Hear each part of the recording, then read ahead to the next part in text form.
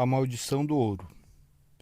No século XVIII, Marquês de Pombal expulsou os jesuítas do Brasil, dizendo que os jesuítas, em suas atividades, jogavam o povo contra a coroa portuguesa. Isso fez com que muitos jesuítas fugissem. No Paraná, a grande maioria foi em direção ao litoral. Alguns montaram um acampamento na região do Rio São João, rio que corta a estrada da Graciosa, onde se esconderam por muito tempo e onde praticavam o garimpo de ouro. Os jesuítas possuíam alguns escravos e, depois de muito tempo escondidos próximo ao rio, resolveram se dispersar e seguir cada grupo por um lado.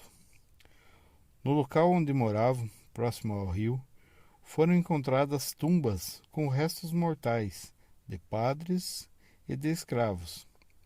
Muitas pessoas dizem que ali acontecem coisas estranhas, como vozes, pessoas fazendo orações e muito choro.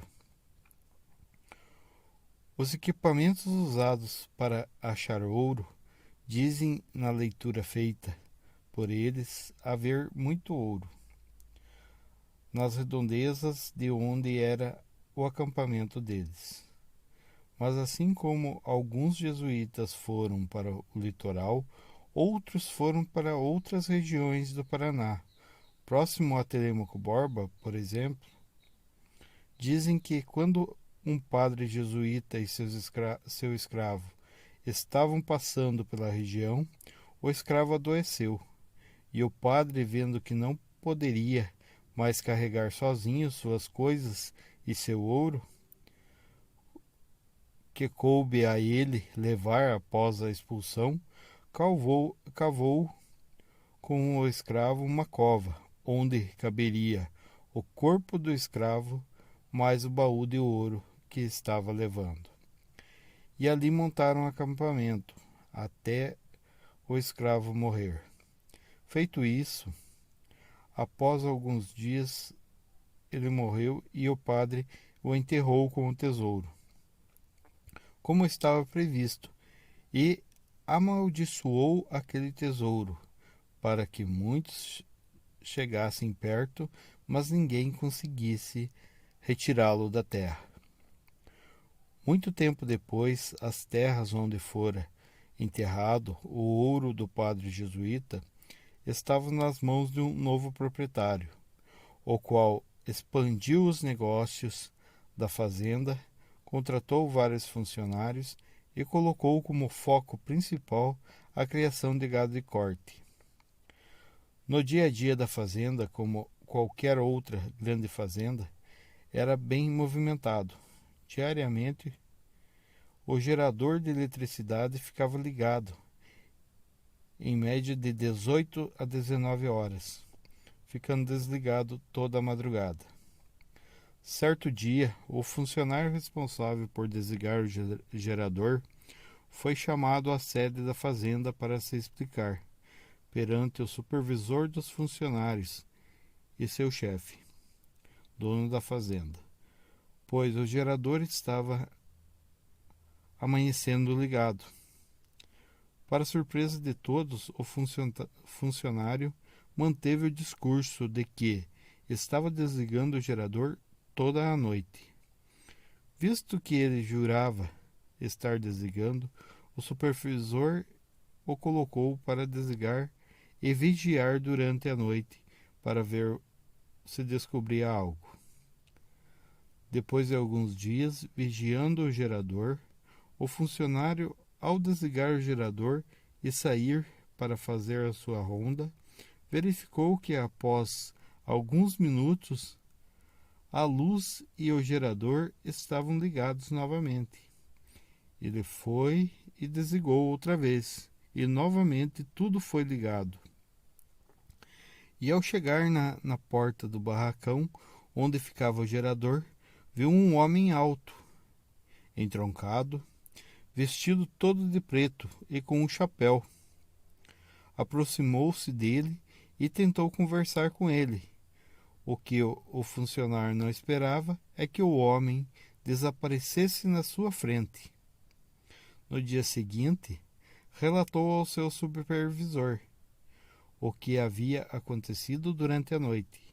O supervisor disse que já havia ouvido coisas do gênero, coisas estranhas que um antigo funcionário relatou a ele. Relatou que enquanto ia da porteira da fazenda até a sede, nesse percurso tinha que passar por um pontilhão sobre um rio, dentro de um capão de mato. Ele disse que, quando estava no meio do pontilhão, ouviu alguém chamar. Quando olhou, tinha um homem de preto logo à sua frente. Ele, assustado, olhou para trás pensando em fugir e olhou novamente para o homem, que não o viu mais. Quando de repente sentiu como se alguém pegasse ele, o suspendesse e jogasse ele dentro do rio. Ao cair na água, o antigo funcionário olhou ao redor e não havia ninguém. Então saiu do rio e, chegando à sede, pediu suas contas, depois de contar toda essa história. Depois que ele foi embora, o supervisor fora até as fazendas vizinhas, que tinham moradores de que nasceram na região e já estavam bem idosos. E todos que conversavam com ele disseram a mesma coisa, que era o espírito do escravo que vagava pela fazenda. E o espírito só descansaria quando entregasse a localização do ouro para alguém. Só que para isso ele deveria escolher a pessoa, porque se não fosse o escolhido, a pessoa poderia pisar ou até mesmo pegar o ouro em suas mãos e não veria que aquilo era um tesouro. Contando isso ao funcionário, o supervisor pediu a ele que somente desligasse tudo como de costume, e que nunca procurasse mexer ou se comunicar com o espírito do homem de preto. Já se passaram alguns anos depois desse dia. Continuaram a acontecer coisas estranhas, mas todos sabem o que é, e ninguém mais liga para os acontecimentos.